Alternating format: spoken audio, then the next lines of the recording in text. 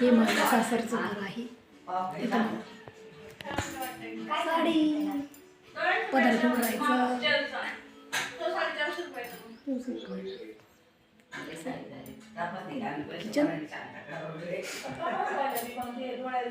तू पण आहे. उद्या आजा सासूचं श्राद्ध आहे, त्यासाठी आम्ही आलेलो आहे इकडं आमच्या गावामध्ये कार्यक्रमासाठी. पाहुणे आलेले घरी चालू सवयी चाव चाव.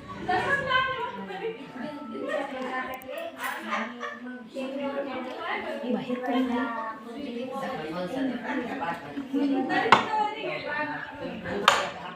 बाहेर आहे टॉयलेट बाथरूम एकदम मोकळी पेसेसी.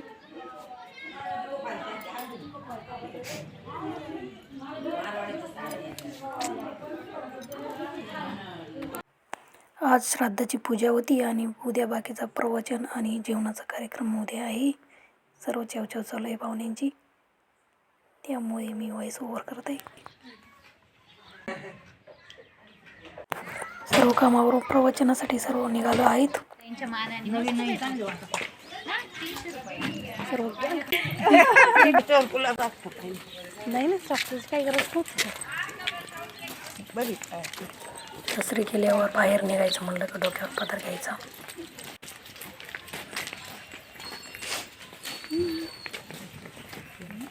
उडी राहिली इतक्या दूरवरून आईला कोण घेऊन येणार. बरं झालं तू घेऊन आला, आईचं आयुष्य संपलं, घेऊन चालू. म्हणून एक म्हण आहे, मरण आलं ठाई चालून जातो पायी. जिथं ज्या पॉइंटला आपला मृत्यू ठरलेला आहे तशी बुद्धी निर्माण होते आणि ती व्यक्ती त्या पद्धतीने तिथे चालत जाते. लक्षात ठेवा. म्हणून निश्चित घटना आहे मरण.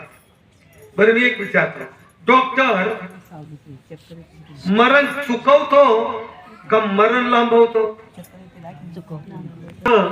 आपल्याला कसं चांगलं जगता येईल बस एवढी काळजी घेतात.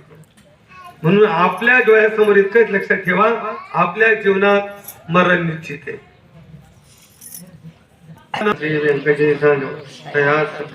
म्हणा परस्परे पडो मैत्री मांडे जाओ विश्व धर्म सूर्यभाव जोडे वंचल दोते लावा प्राणीला वर्षते सकळ मंगळी ईश्वर निष्ठांची मांडी आणि अनावर्त मंगळी व्यक्तो तया बदा सला कल्पतरुचे अनव चेतना चिंतामणीचे गाव बोलते ज्ञानना पियुषांचे चंद्रमेघे अनंचन मार्कंडेय तापंय हे सदाई सजना सूर्य होतो किंबहुना सर्वसुखी पूर्ण होऊन त्रिलोक आदि वृत्ती असंजित आणि ग्रंथ उपजवे विशेष लोके भागे एक मने श्री विश्वेश्वराव